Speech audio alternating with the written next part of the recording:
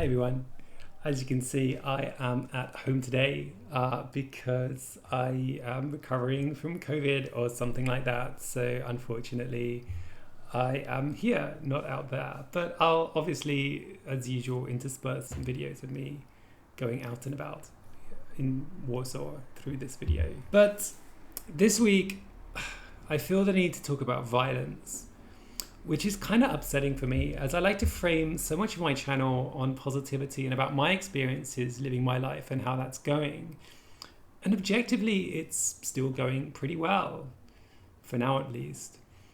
But it would be a lie for me to not acknowledge all the nonsense and mayhem going on around the world, and being, in my opinion, a decent and somewhat normal person, I feel I need to speak on this topic. I hope that it can be a one and done type thing, but I fear that this may just be the first of what may be many such similar videos. So first of all, Charlie Kirk. Yes, I know, that whole thing. So obviously I was never a big fan of Mr. K. He represented the absolute opposite of basically every view I have. He was also a proponent of the debate bro type culture, which rather than promoting conversation and understanding has led to discourse becoming about scoring points and winning. There is no understanding to be found in those types of conversations, and I should know, as I've faced several of them in the comments of my own videos. They make for poor conversations, as even if one participant is trying to participate them in good faith, as I feel I was, the other is only there to win, so it becomes a kind of a nonsense. And that's not even getting into the dreadful views that he expressed and shared amongst his millions of fans. But do I celebrate his death? Not especially. But I don't really care at all. Person who made other people incredibly angry get shot in a country where gun violence is rife shouldn't really come as a huge shock, especially when the guy himself said on record that gun deaths are a fair price to pay to have access to such weapons. I guess that's the price he's willing or would rather have other people pay, though. But given as this is also a man who declared that empathy was something to not celebrate, it's difficult to really be too empathetic to his passing. But what's more interesting than the death of that individual is what's come out of that in the weeks since.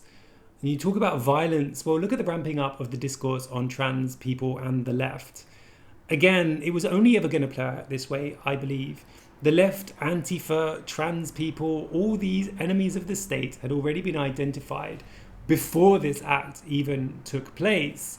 And so here we go. They're scrambling around looking for any kind of tenuous link between trans people and this shooter. And they seem to have made something. Well, congratulations. I don't know if you know about Horst Wessel. This was a guy who basically was a random Nazi, but was killed during a dispute about unpaid rent. He was then transformed into a martyr by the Nazi party. There was a song about him that became the co-anthem of Germany at that time. While he'd been shot by someone in the Communist Party, the killing was played out as if it were a strike by communists at large towards the heart of the Nazi Party itself. This was proof, they said, that the whole movement, the whole communist movement, was violent and needed to be stamped out. And perhaps that all sounds dreadfully familiar. I mean, we're not singing songs about Charlie Kirk just yet, but it feels like we're just a hop and a skip away from that happening soon.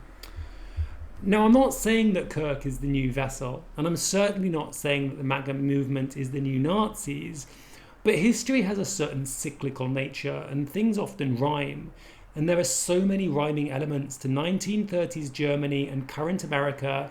It feels like we're gearing up for a Reichstag fire, and anyone who has even a passing knowledge of history knows what comes next. But now let's pivot from the US to the UK. Last weekend, from when I'm recording this video at least, there was a big rally in London. Over 100,000 people at the Unite the Kingdom March. Echoes of the Unite the Right there, of course. This was organised by people on the extreme far right and had speakers who hold such beliefs. Elon Musk was there virtually, where he spoke of dissolving the UK government and that violence is coming and people need to be prepared for it. Violence is coming. Well, I would say that violence is already here. Not only that, there are people being attacked on the street, because yes, of course, that's happening too, but a more insidious type of violence. A ramping up of tension that seems to be setting things up for inevitable escalations and conflagrations. And by the way, I just want to point out here that conflagration is such an awesome word to say. It trips off the tongue so nicely. But I digress. Flags have popped up all over England especially. St George's crosses, perhaps one of the most ugly flags around, have been strung up or daubed on buildings, roundabouts, bins, all sorts of places. Now, I'm not necessarily going to say that waving a national flag is inherently bad, nor does nationalism in of itself make a group of people bad or racist or whatever. I mean, if you look at some of the basic tenets of some countries, the American dream, life, liberty, and the pursuit of happiness, give me your tired, your poor and huddled masses, liberty, equality, fraternity. Keir Starmer, bless his incompetence, I wonder if he could even put on a pair of socks without embarrassing himself, made a claim that the UK is built on inclusion and diversity. These are all good, solid foundations for a decent place to live, where there is opportunity for all and all are welcome, equal and free. I'd wave a flag or two for a place that is built on and lives by those concepts. So what is my issue with the flags appearing all over the place? Well, it depends on the context. Here in Poland, you will often see Polish flags going up everywhere on national days of importance. For example, on Polish Independence Day, this is a day where Poles can celebrate being an actual country free from the yoke of others. As a trans person, I can certainly understand how taking control of one's identity and having to wrest it free from a more powerful entity is something to be celebrated. But what of the England flags and associated graffiti? Are they celebrating some form of cultural English victory? Does Britannia finally rule the waves? No. It's in support of the likes of Nigel Farage and Tommy Robinson. Those flags are there to tell anyone outside the norm that they are not welcome, that they should leave, that the country belongs to those who are putting up those flags, and anyone outside that view should either get with them or be ready to face the consequences. The placement of those flags is a violent act. Maybe not everyone engaging in this is aware of this or even intends for it to be. Maybe some of them just want to celebrate being British or whatever. But it is a symbol of exclusion and xenophobia and, yes, bigotry in this context. I'm not talking about flags in general, but in this context, in this social movement, as people are demonstrating their support of these far-right people, this is what that flag has come to mean. Now, I'm talking about this because I really, really don't like violence. I hate it. And it baffles and terrifies me that there are people actively looking to spark a civil conflict, accelerationists they're called. I suppose they're looking for a deep and widespread change to the world, and I can't really blame them. A few weeks ago I identified some of the reasons why people are at the end of their rope. We are being squeezed, and we are frantically looking for a solution, a long-term solution. Some might even say a final solution. But such movements rarely end in the way that is intended. The French and English civil wars did not bring an end to monarchy immediately, if at all. France saw monarchy light with the accession of Napoleon until it became a proper republic, partly only because other countries forced it to. England was ruled by Oliver Cromwell and then returned to being a democracy, albeit with fewer rights for the monarch thereafter. There was no simple takeover by the common man. The assassination of Archduke Franz Ferdinand led to the deaths of millions. Billions, perhaps. It was hellish in all cases for many years. We can look to Ukraine, Gaza, Yemen, and elsewhere to see what a modern conflict will look like. People suffer, and we know that those who suffer will be the most vulnerable. Maybe accelerationists like to believe that they will be the vanguard of a new and better way of life, but the chances are they'd be giving up their lives for a world ruled by Peter Thiel or Elon Musk. I guess plus ça change in that case. But all that said, I can understand that we are being driven towards this. Look at trans people. We took to the streets and had over 100,000 people in that march. We've tried contacting MPs and getting petitions signed and legal challenges, but ultimately we expect to see a full UK-wide bathroom ban rolled out. And this will mean that for trans people, we will feel that we do not have access to public spaces. We've already seen reduced access to resources, medication, treatment, that sort of thing. We're seeing trans people losing their jobs and military pensions. And we've tried a lot of the peaceful means of pushing back against that. So what alternatives do we have? At some point when the squeezing becomes unbearable, a pushback will take place. I don't like it. I don't condone it. But I can absolutely understand that if an individual or a group of people look around at all the options and think, well, this is the only way we can get our message across, and pick up a brick or something else. And we see how violence is freely used against the likes of us. The whole Graham Linegan thing where he was arrested for basically hate speech on the internet, and then the chief of the Met Police complained about that and said that such things shouldn't be prosecuted. Well, I mean, it seems that people are quite free to point violent fingers towards us. So why not do something similar in response? It makes perfect sense in that context. Ultimately, if you look at most civil rights campaigns, violence has been part of that. Women's suffrage featured arson, hunger strikes, and women throwing themselves under horses. The first pride parades were violent protests. The poll tax was repealed in England after full-scale riots. Hell, last year we had a full-on race riots, and now we see stop the boats on the lips of basically all politicians. The police arrested none of the violent people in the far-right march last weekend because of the genuine fear of things escalating. And compare all of that with the almost 1,000 people arrested in a peaceful Palestine action protest a week or so before. I'm not saying that violence is the answer, but it does give a movement a certain negotiation tool, and it doesn't go unnoticed. But anyway, I want to finish off with a quote from a book that is perhaps the most terrifying book that I have ever read.